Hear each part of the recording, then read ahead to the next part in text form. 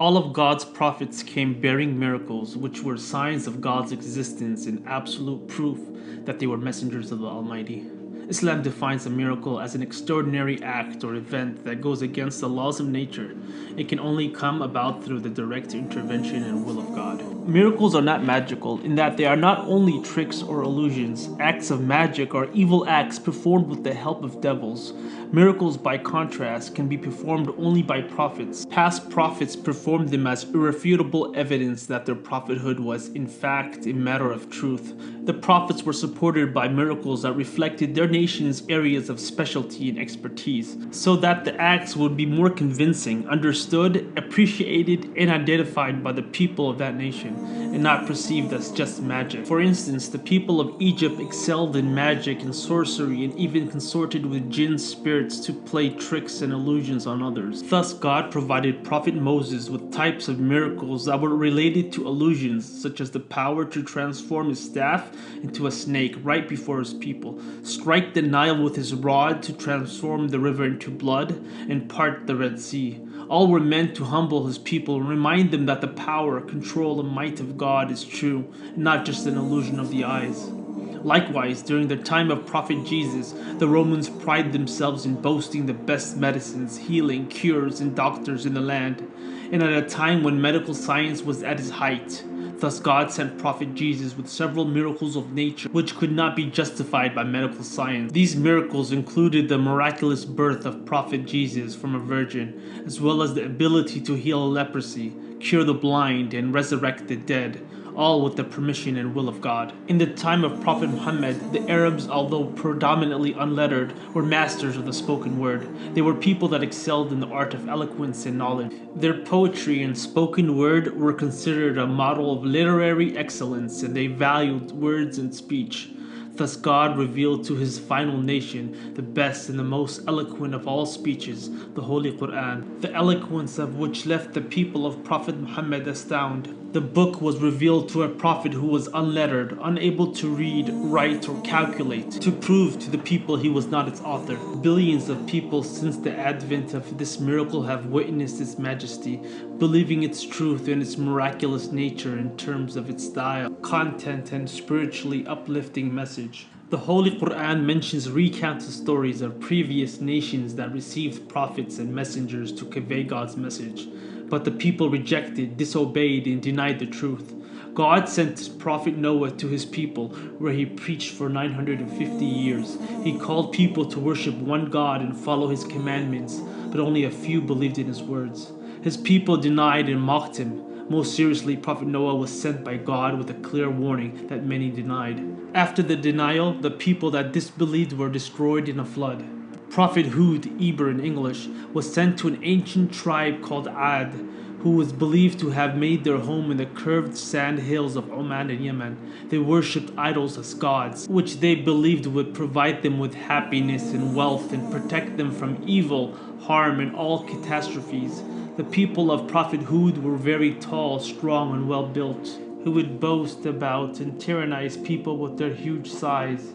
They were well known to build lofty towers, thus their land became known as the land of 1,000 pillars. God blessed them with fertile land and abundant agriculture, many children and an ample supply of livestock, and easy access to water resources.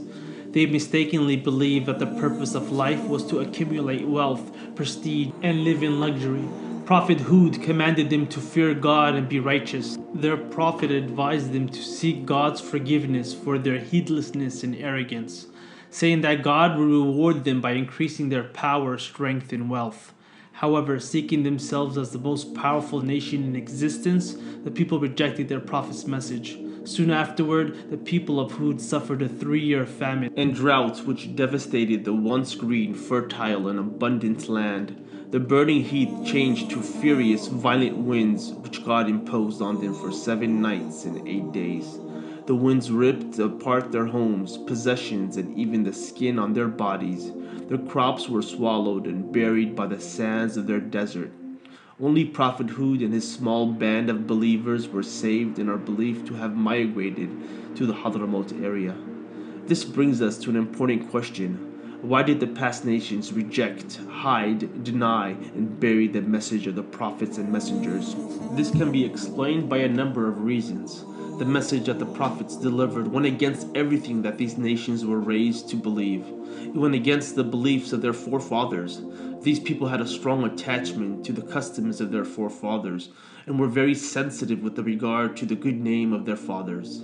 They took pride in following their footsteps, whether right or wrong. They grew up worshipping idols before the prophets came along and told them that they were wrong, and that only Allah alone is worthy of worship without partners and sons. The idol worshippers felt that the prophets wanted to dethrone their God and did not tolerate the Muslims' rejection of their lifelong beliefs, reacting to the attempt with serious harassment and abuse. The disbelievers of some nations rejected their prophets because they were mere mortals who ate, drank, and walked the markets like everyone else. To be convinced of prophethood, they arrogantly wanted God to send an angel down from heaven to accompany him. Some of the non-believers accused their prophet of incorporating into alleged revelation myths, legends, and fables of the past. Certain nations believed in many gods, and they dedicated some of their cities to these false gods. They allowed people everywhere to come to worship their gods. If they bought into an Islamic belief that they were wrong, that Allah is the only God that should be worshipped, and all other gods are false, their city would decline in visitors and revenue. This belief would mark the end of their political and economic domination. So they rejected their truth, and in the end, greed, selfishness, money, and power got the best of them. The prophets came to nations beset with immense difficulties and adverse conditions.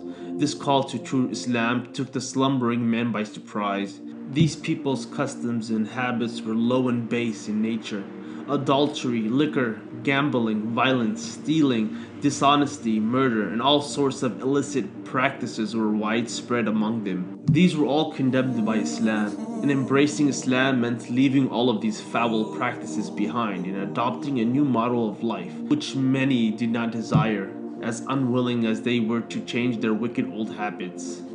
In addition, their desire for worldly things made them slaves to their own desires. Nothing could move them from this, not even the command of God. The faith of Islam was sent down to free people from their own desires and their constant needs for material goods that will never bring them permanent happiness. God the Almighty has mentioned the stories of perished nations and their wrongdoings in the Holy Quran to warn our nation against making the same mistakes they did. The repeating of their mistakes can lead to the same outcomes. This is why it is unfortunate that the current average Muslim rarely studies the Quran with deep reflection and contemplation over its significant verses and inherent signs. By comparing the past nations to our nation, they would come to a conclusion that our nation is in serious danger. The same sinful deeds that were committed in the past are being repeated by today's Muslims. God has given our nation warnings that if we repeat the errors and sins of past nations, we will be punished. God destroyed nations that disobeyed and denied the truth, and even today ruins of civilian cities and nations can still be seen as a reminder, proof, and a sign to mankind of his immense power.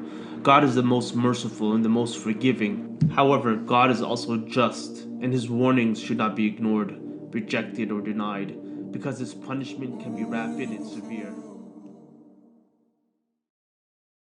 Our prophet narrated, "Whoever guides another to a good deed will get a reward similar to the one who performs it." So please like, subscribe, and share this video. Assalamu alaikum.